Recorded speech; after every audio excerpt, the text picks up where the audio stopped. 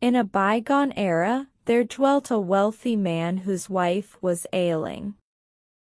Sensing her imminent departure, she summoned her sole daughter, Cinderella, to approach her bedside.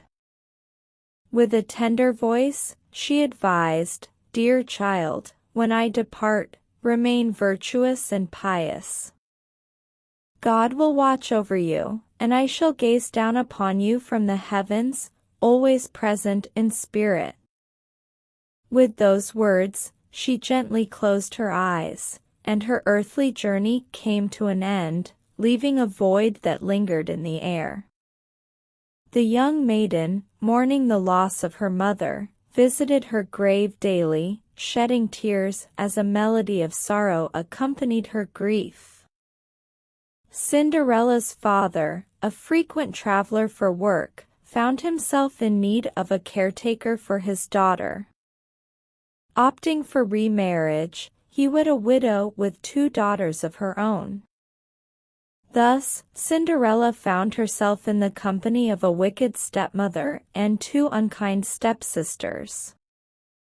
They treated her as a servant, assigning her all household chores and subjecting her to mistreatment. One day, as Cinderella diligently swept the floor, her stepsisters, indulging in fruits, callously discarded peels. Witnessing the mess, the stepmother scolded, "Clean the floor properly, you lazy girl. Can't you do anything right?" Apologetic, Cinderella vowed to rectify her mistake, enduring continued mistreatment. Assigned to cooking and dishwashing, Cinderella, hungry, asked her stepmother for food. The reply was callous, "You can eat the leftovers after we finish." With a heavy heart, Cinderella complied. The stepmother's commands persisted, and Cinderella, burdened by the weight of servitude, sought solace in the attic each night, weeping and yearning for sustenance. Observing Cinderella's plight, small creatures, rats and birds, sympathetically befriended her. The narrative took a turn when the king decided to host a grand party, summoning all from the town. Eager to find a suitable match for his son, the king organized a grand ball at the palace. The royal proclamation echoed through the kingdom, inviting all young maidens to the forthcoming week's Saturday ball, where a princess would be chosen for the prince. The atmosphere was filled with happiness as everyone jumped with joy. Cinderella, too, was overjoyed and excited because she had always dreamed of seeing the palace. While Cinderella's sisters busily prepared for the ball with great hustle and bustle, their mother urged them on, expressing her desire for one of them to marry the prince. She requested Cinderella's help in ensuring her daughters looked like princesses, as one of them was destined to marry the prince. Amidst the commotion, one sister confidently declared that the prince would marry her, and Cinderella, displaying her kindness, assisted both sisters in their preparations. However, Cinderella also expressed her own wish to attend the ball and see the palace. Unfortunately, her sisters and mother dismissed her desire, pointing out that she didn't even have a dress to wear, predicting that others would laugh at her and she would face embarrassment. Disheartened, Cinderella was left alone, crying, and remembered her mother's torn wedding gown. Determined to attend the ball, she began sewing it with the help of her little friends, the birds and rats.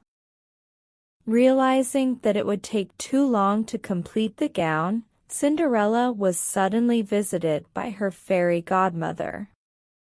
Assuring her not to cry, the fairy godmother promised to send her to the ball. When Cinderella questioned the identity of her mysterious visitor, the fairy godmother revealed herself as invisible and performed magic to transform Cinderella's old clothes into a beautiful new gown. Additionally, she conjured glass shoes for Cinderella. To ensure Cinderella arrived at the ball in style, her mice friends and birds transformed a pumpkin into a beautiful carriage. The mice became horses to pull the carriage, and the birds became her coachmen. Cinderella expressed concern about her stepsisters and stepmother recognizing her at the ball, but the fairy godmother assured her that they wouldn't be able to recognize her in her transformed state. "Oh, godmother, your kindness knows no bounds." The enchanting melody of the music surrounded Cinderella as she absorbed the fairy godmother's advice. Yet, a reminder echoed through the night, emphasizing that the magic bestowed upon her would only endure until the stroke of midnight. The urgency to return home by then was imprinted in her mind. With gratitude, Cinderella assured her godmother of her commitment to adhere to the curfew. The godmother bid her farewell, and Cinderella embarked on her journey to the grand ball, where her fate would intertwine with the enchanting music.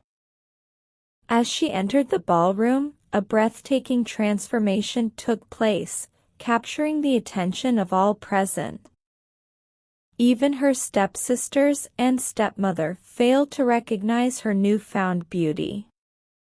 The handsome prince, captivated by Cinderella's allure, approached her with admiration and a heartfelt request for a dance. The dance unfolded like a dream, with the prince wholly enchanted by Cinderella, unable to divert his gaze. The night continued in bliss until Cinderella, momentarily forgetting the constraints of time, realized the midnight hour was near. In a swift departure, Cinderella remembered her godmother's words as the clock chimed, serving as an unwelcome reminder of reality. Her hasty exit left the prince in pursuit, with only a glass slipper as a fleeting trace. As the prince retrieved the glass slipper, confusion lingered. Cinderella's hasty retreat left questions unanswered.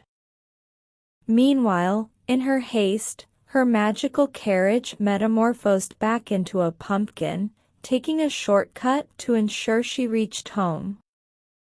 Determined to find the mysterious beauty, the prince embarked on a quest with his men, searching every corner of the kingdom. Every door was knocked upon, and every maiden tried on the glass slipper, but none proved a perfect fit. Their journey eventually led them to Cinderella's home. The stepmother welcomed them, unaware of Cinderella's presence in the attic, locked away. The sisters attempted to wear the slipper, but it resisted their attempts. An observant man discovered the attic and questioned its secrecy. The stepmother, defensive, insisted there was no one there, attempting to divert their attention. To their surprise, Cinderella was found, seated near the window. With the slipper fitting perfectly, Cinderella was revealed as the elusive beauty. The stepmother's deception was exposed, and the prince, finding his beloved, proposed to Cinderella, who joyfully accepted. Returning to the palace, the king and queen welcomed Cinderella, and her father played a crucial role in deciding the wedding details. The union of Cinderella and the prince marked the beginning of a life filled with happiness, concluding their tale with a timeless happily ever after.